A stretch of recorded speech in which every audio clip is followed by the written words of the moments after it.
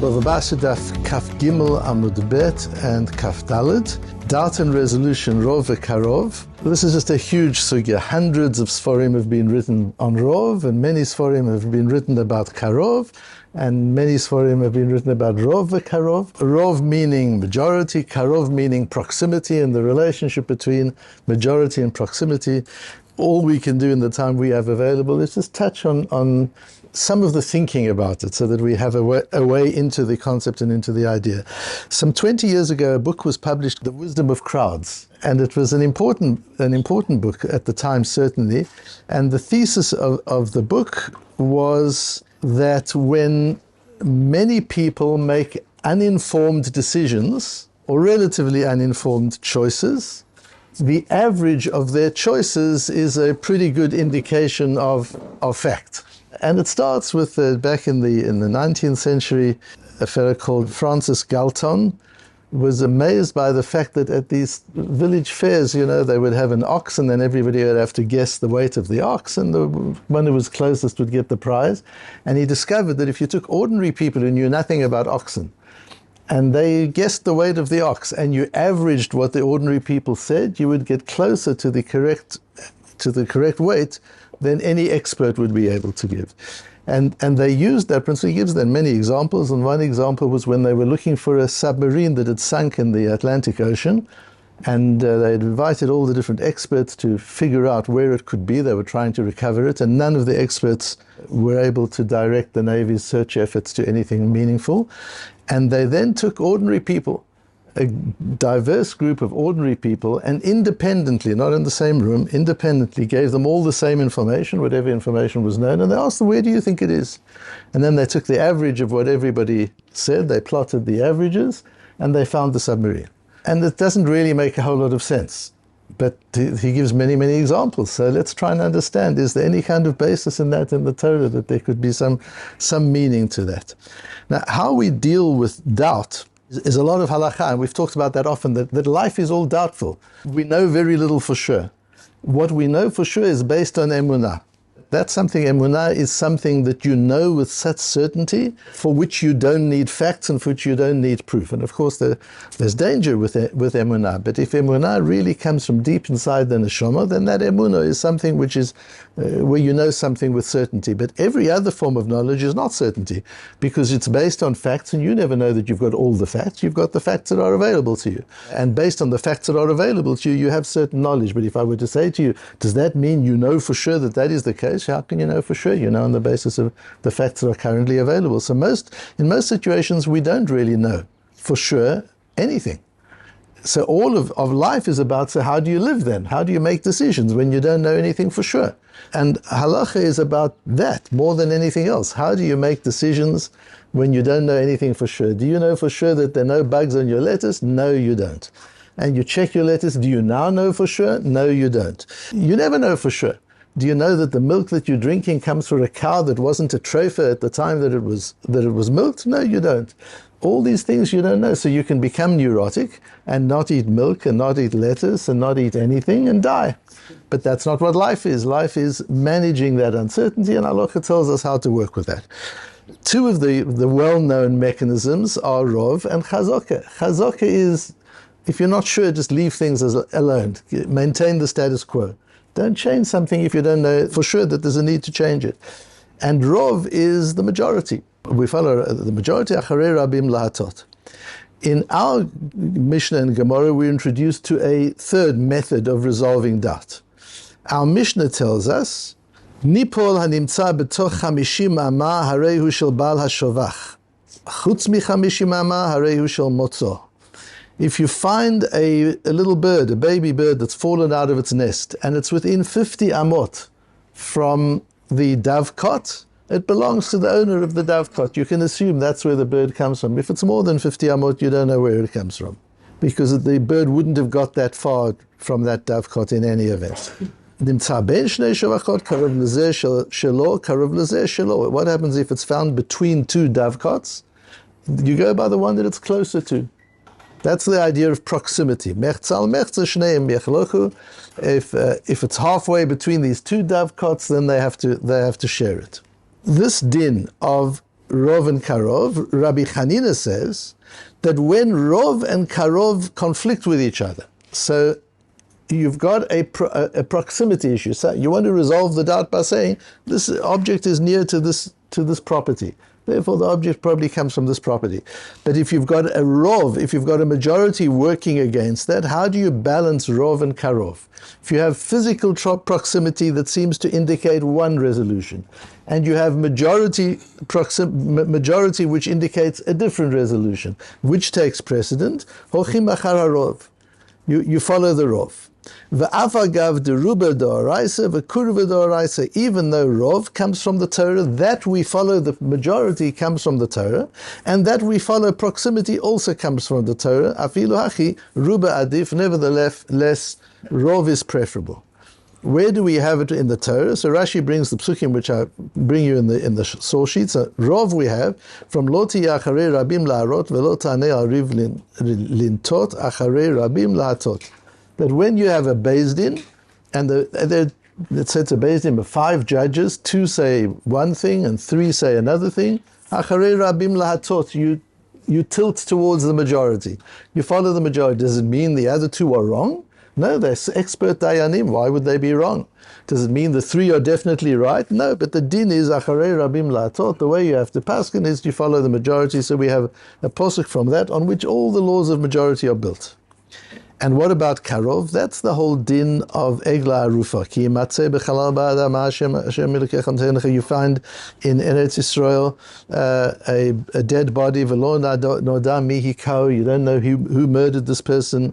Then you've got to measure the distance to the closest cities. V'haya ha'ira krovai lechalal. And that city which is closest to the dead body, then lakhu ziknei ha'ir eglat bakar. Then the elders of that city have to bring an Egla Arufa, and they've got to say Yadeinu lo shafchu adam hazeh ve'einenu lo ra'u, and they've got to say, this wasn't us, we declare that our town is not guilty of this, and so on. That's the parsha of Egla Arufa, where we're introduced to the idea of proximity, that you use geographic proximity as a mechanism to resolve doubt.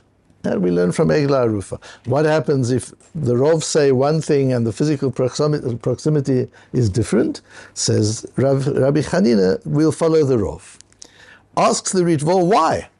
If they're both Doraisa, that means they're both axiomatic. We don't know why majority should work. Majority is not always right.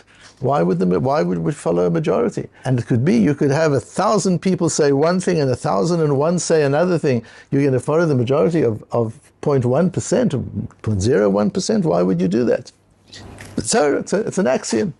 And Karov, does it mean that this bird comes from this dovecot just because it's nearer to this one than that one? It's within 50 amot of both. It's 20 amot from one and it's 30 amot from the other. Does that mean it comes from the 20 amot one? No.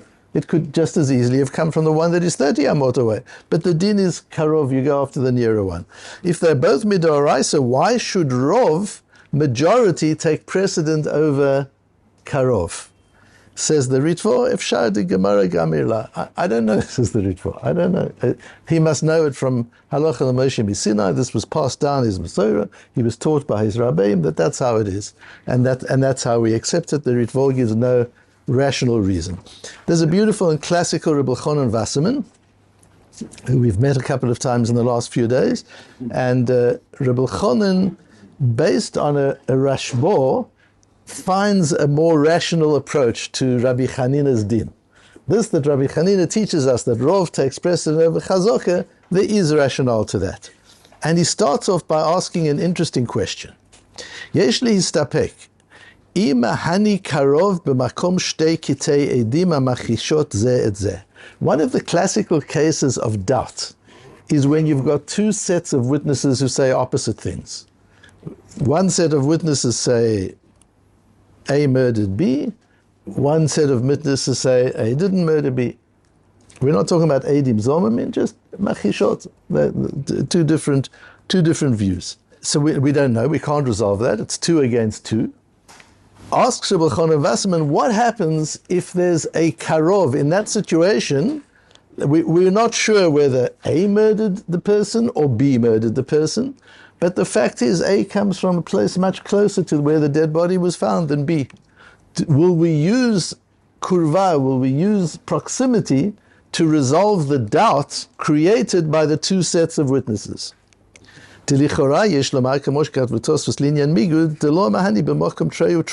Tosfos explains that migu is another way we resolve doubt. Migu means that if you can find a way to believe that somebody must be telling the truth, because if he were lying, he could have told a much better lie. So we assume that he's telling the truth. That's a migu. But we can't use a migu to resolve a doubt created by two sets of witnesses. That we can't do. Why not? Because when you've got two sets of witnesses, you've got an entrenched doubt that can't be resolved by new kind of weighing it up and giving a little bit of to one side or to another side. For example, if you've got two witnesses say yes, two witnesses say no, and another 1,000 witnesses come and say yes, it doesn't help. It's still 2 against 2. It's one group of witnesses against another. You can't add up layers. Once you've got a tray, you're in a doubt. And so here too, maybe Kruva would work the same way. It doesn't really work. And then he says, on the other hand, we see that Chazaka, leaving the status quo, does work against 2 and 2. And he explains why, and he says because the principle with Chazaka, the status quo, is not a resolution of doubt. Chazaka simply means, if you're in doubt, don't do anything. Leave it as it is. That's really what the principle of Chazaka is. The doubt is still there. The Torah hasn't resolved the doubt. It's just said, in doubt, don't do anything. But Rov is a resolution of doubt. Rov, the Torah says in the case of Rov, this is how to resolve your doubt. Act according to the majority. And there's no longer doubt. You're out of doubt. You're out of dilemma. So with dilemma, there are two situations you can be in. You can be in doubt and you leave things to status quo. It's okay to be in doubt. It's okay to be uncertain. It's okay not to know. There's a way to function. And there's a question of Rov where you resolve the doubt and you say, my assumption is we're going to go after the majority and forget about the doubt. We move forward. And I'm out of doubt. Not because I know the facts for sure, but the Torah tells me that Acharei Rabim La'atot, we've got to go after the majority. And the Rebbe Chonon concludes, based on a Rashbo, ultimately, differently to the Ritva, the Efshar de Karov Eino Birur, that the case of Karov is not like Rov. Rov is saying, you don't have a doubt anymore. Now that you have a majority, forget the doubt. Just do like the majority. Chazaka means you do have a doubt, so don't touch anything. Karovi wants to say is kind of like Chazaka. It's a kind of status quo. Because if you've got this object that was found, let's say the little birds found 20 meters from the one and 30 meters from the other one, if you draw a circle around the first one of a radius of 20 meters, then the gazal, this little bird, is in that radius. That means the chazaki is it belongs there, and it doesn't fall in the radius of the other. So it's a kind of chazaka. Leave it as it is. Leave it where it is. Don't look for a distant solution where there's a closer solution.